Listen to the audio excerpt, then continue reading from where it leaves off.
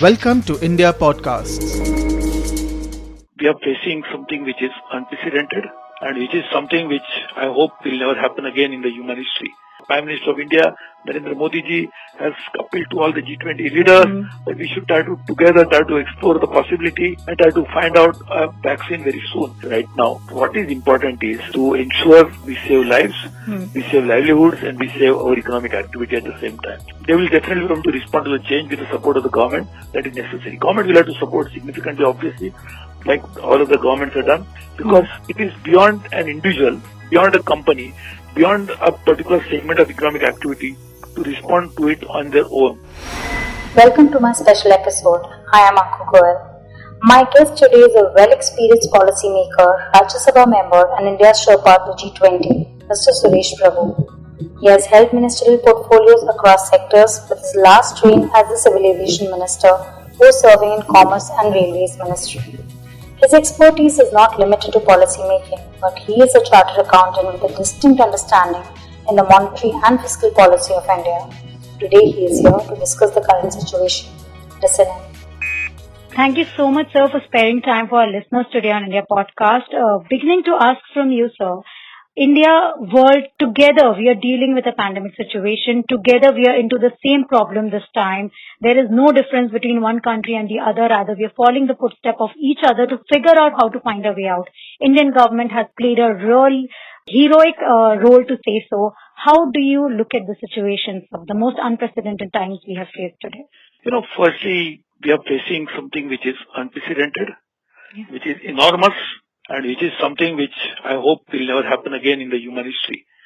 So something like we are facing maybe once in a century or once in a lifetime, and therefore this is something which we don't have a past experience as a human institutional experience to deal with this. One can of course say there have been epidemics, pandemics in the past, but it is something which the recent human history has never experienced. So therefore this is something completely different. Secondly, right now we don't know about the virus as such properly, and therefore we obviously do not have a solution to this. We do not have a vaccine which can actually address it properly, and everybody is struggling to understand what kind of treatment which will be able to work on it. Therefore, we don't have a medical, clinical solution as of now, barring which the people are trying to struggle with one or the other and trying to address it. And this is not just India, this is globally. People don't know exactly how to deal with it. Now, having said that, what is the best way to do it? This particular virus, it seems, is extremely contagious. And therefore, the best way to do it, therefore, while we wait for type of vaccine we need, and the Prime Minister of India, Narendra Modi ji, has appealed to all the G20 leaders that we should try to explore the possibility, keep putting all our human capital, intellectual capital, financial capital put together and try to find out a vaccine very soon. But while it happens, while it is get developed, the best way therefore is avoid human contact as much as possible so that we do not infect somebody who is already infected, we don't carry that infection, and then keep infecting more and more as we go along and doing our social interaction as we do. We go to office, we travel by train, we go by bus, we go for functions, we go to temple or a mosque or a church. Everywhere there is a possibility that we'll come in contact with more people, and therefore it will get more and more infected. So the best way therefore is, right now while we await medical solutions, is to ensure that we do not infect more, and not to get ourselves infected to begin with. We have to avoid human contact. And that's why the lockdown, that's why what has been suggested by our Honorable Prime Minister seems to be the only way out as of today. Secondly, the problem is if we have more and more people getting infected, see the medical system anywhere in the world, we are seeing the most advanced country in the world, United States, is now overwhelmed because they don't have enough beds to handle the number of patients that they will be having. They don't have enough ventilators. They don't have enough ICU capacity. And therefore they don't have enough health workers, doctors, nurses, ward boys and others. Sir, lockdown is a very rare situation that the decision taken, they say, is very bold. And we had to take it, although we do understand India took it at the right time is what they're saying. That helped us not surge to the number we're seeing happening in the other part of the world. and the uncertainty on the lockdown continues. How do you want people to understand the uncertainty part of lockdown, as it is lockdown is taking a toll on the lifestyle that people have now got adapted to? See, we must always appreciate that nobody wants anybody to be in the lockdown. So this is not something which either people who the government enforces it will love it or people will love it. Obviously not. But what is the solution? That's what I'm saying. One is to save life. Other is to save livelihood. Therefore, the government came out immediately. The Prime Minister announced the package to take care of migrant workers, to care of employees, to care of the human part of it. So therefore, this is already put in place. People will get free grains, free and also to talk about a great civilization that we are, that people are coming out and outpouring support in reaching out to people who may need the help. So this is something which is happening. The other part of it is obviously the economy part of it. So one was life, and therefore I suggested that we must save it.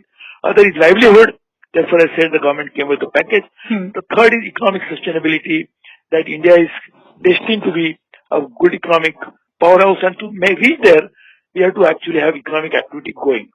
As you know, the economy consists of three main components: services, industry, and agriculture. Now, for each of these, we have to deal with it properly to ensure that each of the three key segments of India's economy will come back to the normal as soon as possible. Not normal just to restore our old economic activity, but also to grow faster so that aspirations of the people can be met adequately. And to do this, I am sure government will be working on it. And as the Prime Minister has repeatedly said that he is not going to be ignoring any sections of the society. So therefore, I am very sure we have dealt with the first aspect, that is to not allow the pandemic to spread. The second aspect is to, as a result of the lockdown, who have suffered, particularly the livelihood people, so that they're taken care of. The third element, as I said, will be to deal with this particular situation in terms of coming out with the economic package, which will ensure that all three segments, services, industry, agriculture, will be taken care of. So talking about coming out with the package, RBI has already announced and given some moratorium relief to some of the industries in terms of payments for 3 months. But there is an understanding given out that industry are still measuring into the kind of dent or the kind of impact they will take from COVID-19, which is still under the process of evaluation. Do we still expect more package relief or ammunitions to be coming out from the government side to help the industries? See, the Prime Minister, when he addressed the nation, he had announced that day itself that there is a task force which has been set up under the chairmanship of the Finance Minister. So I'm sure Finance Minister is doing everything that is necessary, taking into account the concerns of all the sections of the different kinds of industry, economic activity, and therefore that work, I'm sure, work is in progress. So with last question about IMF also declaring that the world is in recession, every country has their own measurement into that. How should we understand, as in spoken to many economists and bankers, some have quite said if we go back to normalcy quite early, there is no recession. Is there an understanding as to how to weigh whether India is in recession, headed to it, will be able to survive it? You know, the world is changing for sure, and world keeps changing all the time. So it's not that the first time world is changing. This is a very significant change which is going to happen at the same time and one particular moment. So we have to, obviously, one is think about a change, you must always realize that change is a reality. So therefore, when the reality happens, we have to only respond to the reality in a proper manner. You cannot say why this happened. You know, you cannot change the change by questioning the change. You rather accept the reality of change and then try to respond to it in a proper manner. So I'm sure our entrepreneurs in India, our people in India, they will definitely be able to respond to the change with the support of the government that is necessary. Government will have to support significantly, obviously, like all of the governments have done, because it is beyond an individual, beyond a company, beyond a particular segment of economic activity to respond to it on their own. So obviously we'll have to do it together, government, industry, all economic segments and economic stakeholders joining hands to make it happen. I'm sure we'll be able to respond to the change adequately as it happens. So there has been a very good collaboration seen between state and central government. Togetherness has been witnessed with this whole dealing of pandemic situation. Do you have a view on the way everybody is united to fight it together in their states, cities, falling onto the discipline being announced at the central level? This is a very heartening to see that all the 29 states and all the different entities in the different arms of the state, whether different government departments, the different organizations, they all join hands to work together. Private sector responded very prominently. All the religious organizations have come forward. All the non-government organizations are working very aggressively. So I think this is a very different kind of a spirit in which they are trying to address the challenge that the society and the countries face. And this is, as I said in the beginning, unprecedented challenge. So I think unprecedented challenge requires unprecedented responses. And the response that we are receiving is phenomenal. So I'm sure we'll be able to address it and we'll be able to tide over it very soon. Sir, what is your message for people who are serving? We have cheered for them. We have lit the candle for them. You were there lighting the lamp in their applause and thanking all the people who have served, the doctors, the bankers, the people on the road. Is there a message to people who are continuing the service but there are chances of the lockdown extension? I think firstly I would like to thank them with folded hands, bow before them and say that you have done a great job. The service to the people is the service of God. So those who have served the people in these difficult times, God will definitely bestow on them a great blessings. I would like to really say that we are the greatest people who are fighting this medical fraternity, the people who are serving them. All of these people have done a great job. Those, there are many people like the transporters who are actually serving people without they being identified because they bring goods to the markets and therefore people can eat something. There are people who are going and cleaning despite the challenges. So they are the great warriors. They are the people who are ensuring that food supply chains are properly running. They are the great people. So there are many people who are working behind the scene, whose names may not be known, who are silent warriors. They need to be applauded and therefore I really wish to thank each one of them. I don't have enough words to thank them.